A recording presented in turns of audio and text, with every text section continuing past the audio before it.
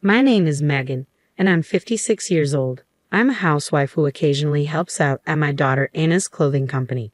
My husband Ryan, 58, also manages his own business. Our daughter Anna, 25, has been a daddy's girl since infancy, heavily influenced by her father to start and run her own clothing company with a friend from university. Ryan and Anna share such a close bond that their conversations about work can go on for hours, leaving me on the sidelines. Anna married Stephen, 3 years older, 2 years ago. Despite my reservations when they rushed into marriage after dating for a year, Anna was moved by Stephen's eagerness to become part of our family. Anna values her family deeply, and Stephen's commitment to being a part of our lives touched her profoundly, making her happy to marry him. Witnessing her joy, we happily gave them our blessing, but soon realized our mistake. We discussed with Anna and Stephen and decided to renovate the second floor of our house into a dual residence to accommodate both households, perhaps overly indulgent for our only child. 2 years into their marriage, I noticed Anna seemed less vibrant and had lost weight. "Anna, you don't seem well, and you've lost weight," I remarked concernedly. She brushed it off, attributing it to a diet similar to how she had once fretted about gaining weight right after the wedding. Satisfied with her explanation, I reassured her, "You're not fat, eat well, and take care of yourself." "Thank you, Mom. I'm sorry for worrying you," she replied with her usual smile as she headed to work, waving goodbye. Her cheerful response eased my concerns, but an hour later, I received a call from the hospital informing me that Anna had been injured and was undergoing surgery. I immediately called Ryan, who rushed over from his nearby office, and together we hurried to the hospital. When I arrived, Anna was already in surgery. When I asked my husband about what had happened to Anna, he told me, apparently, she fell from the top of the stairs at the station. The diagnosis is a compression fracture of the lumbar vertebrae and a spinal cord injury. She might end up bedridden. Tears welled up in my eyes as I processed the news. "I regret letting her go to work this morning," I cried. This morning, Anna looked so thin and lacked energy. Maybe she was really struggling. If only I had stopped her from going to work, this wouldn't have happened. "There's no point in regretting now. Let's pray that the surgery goes well," my husband replied softly. "Okay," I said, beginning to pray. Then my husband said, "I'll call Stephen," and stepped outside the hospital. When he returned, his expression was one of fury. "What's wrong?" I asked. Apparently, Stephen responded to my news with, "Oh really? Well, I'm going on a vacation abroad then.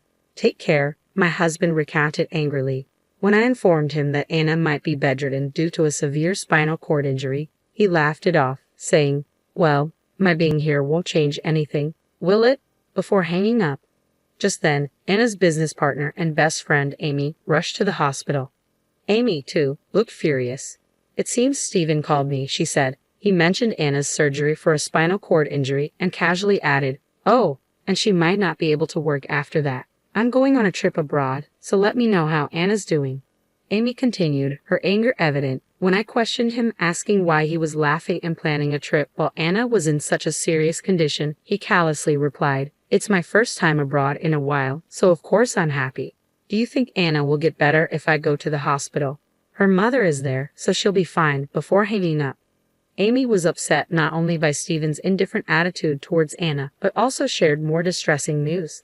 "Ryan and Megan, please calm down and listen," she said gravely. "It appears Stephen might be dating our part-time worker. She's taken a week off starting today, possibly to go on that trip abroad with him." The revelation sunk us further into despair. When I asked if Stephen was cheating on Anna, it turned out Anna had been confiding in Amy about her suspicions for some time. Apparently, the part-time worker had developed feelings for Stephen when he came to pick up Anna from work. She pursued him, succeeded, and even boasted about it to other part-time workers. When one of them informed Anna, she began to worry deeply. It's possible Anna's distress over this contributed to her fall down the stairs. "I don't think I can ever forgive Stephen," I cried, overwhelmed with emotion. Trying to calm me down, my husband asked, "What are you planning to do? Are you going to confront him without any evidence?" Amy quietly intervened, saying, "There might be evidence." Anna hired a private investigator. She handed me a business card from her case. I placed the card in my wallet, then sat down on the sofa outside the operating room, praying fervently for Anna's safety. When the surgery light turned off, signaling that it was in progress, the tense silence between us three was palpable. A few minutes later, a nurse led us to a consultation room. The surgeon explained that Anna's operation had gone well because it was performed promptly, and her injuries were not severe. With diligent rehabilitation, there was a good chance she could regain her normal life. However, there was also a possibility of lingering numbness in her hands and feet. Grateful for the successful surgery, we thanked the medical team and briefly visited Anna in the ICU before deciding to head home. Amy chose not to answer when the next day, someone who was likely calling to check on Anna's condition reached out. When we arrived at the hospital, Anna had awakened in the ICU. Though she couldn't speak, tears streamed down her face as she looked at us. In my heart, I made a vow to Anna. I will take my revenge on that man to the very end. When the doctor informed us that Anna would be moved to a hospital room the following day, my husband insisted, "I'd like her to have a private room, please. Money isn't an issue." His concern and compassion for Anna were evident, and we bid her farewell with the promise to see her the next day, then headed to the private investigator's office. Amy was already there, having just received the results. "Stephen is not just guilty, he's absolutely guilty," she began, pulling out documents to explain. "And there's something even more shocking." She showed us numerous pictures of Stephen and a woman named Amelia together, arm in arm, as well as a photo of them entering a travel agency. It turns out Amelia had told a coworker at her part-time job about going on a trip abroad with Stephen. Amy explained, showing us a photo of their flight tickets bearing both their names. "This could be crucial evidence. We'll keep this as evidence of Stephen's infidelity," the investigator confirmed, advising us to consult a lawyer, which we planned to do later. On the way home, my husband was visibly furious, driving aggressively to drop off Amy before returning. Once home, he grabbed the house deed, declaring angrily, "I don't need this house. I'll sell it. No, I'll demolish it. If this house didn't exist, I wouldn't have to live with that man. I don't need this house." When it came to our daughter, he couldn't contain his emotions. I, too, couldn't bear to live under the same roof as such a man. Reluctantly, I agreed with my husband, though it felt like a waste. Immediately, my husband called the company that had done the renovation. "I truly appreciated the effort you put into building this house," he began, expressing his regret. "However, we decided not to demolish it. I have a daughter as well, so I understand," the company representative reassured him. "Don't worry about it. Let's demolish it right away. When your son-in-law returns and finds the house gone, it will surely shock him," they suggested, and we promptly took action. My husband was driven by his determination for revenge. He skipped going to his own company, focusing instead on arranging our move, finding a new place, visiting the lawyer, and making regular visits to the hospital.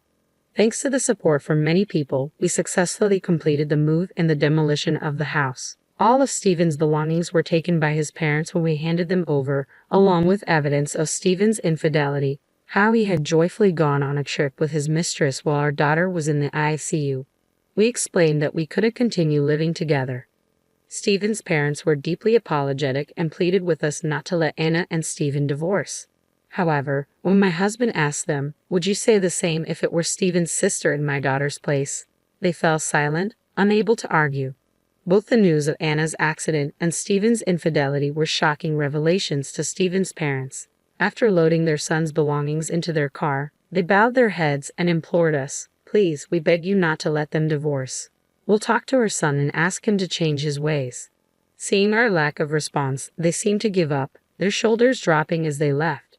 Later, at our new home, we visited our daughter's hospital room. Despite her frail condition, Anna had started speaking, her determination evident. I began the conversation as I showed Anna the materials from the private investigation agency. "Why did you stay silent knowing about Stephen's infidelity?" I asked her. "I felt I needed to gather evidence before confronting him with divorce in mind," she replied. "Stephen is the type who would dodge and run if confronted about cheating." "Wouldn't you confront Stephen?" she asked me. But then, I realized I wouldn't obtain any evidence. It was clear she had resolved to divorce him. "If only you had asked me not to confront him, I would have endured it. It hurts to think you were worrying about this all by yourself," my husband said, his face showing signs of tears as he held Anna's hand. Then he recounted how he had demolished the house, arranged our move, met with Stephen's parents, and explained the situation before they picked up his belongings. Maybe my father-in-law is anxious thinking your company will stop doing business with them, he added. Dad, Mom, I'm sorry. Even though you renovated our home for me, I can't forgive him for choosing his mistress over me and my situation. I want to divorce him, Anna expressed firmly. All right, we'll tell the lawyer exactly that. Mom and I both support your decision to get a divorce, my husband assured her. Our next house will be a spacious high-rise condo, and your room will be just as large, he promised, gently patting our daughter's head. Finally, Anna managed to smile through her tears. When the hospital staff realized we were there, a doctor came to explain Anna's condition and the prognosis.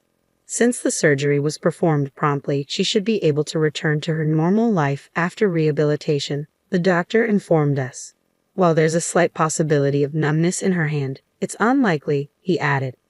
Thank you so much, doctor. That's a relief, isn't it, Anna? You don't need to worry anymore while walking, I reassured her. Anna stunned us with her revelation. I didn't fall down the stairs because I was lost in thought. Someone pushed me. Shocked, we questioned her repeatedly, each time met with her firm insistence that she was telling the truth, her eyes serious. She described catching a glimpse of the culprit, a woman with blonde hair, but couldn't recall her face, only the sensation of being pushed with both hands. Upon hearing this, the doctor said, "It's my duty to report this to the police for investigation." We agreed to let him handle it, seeing how tired Anna looked.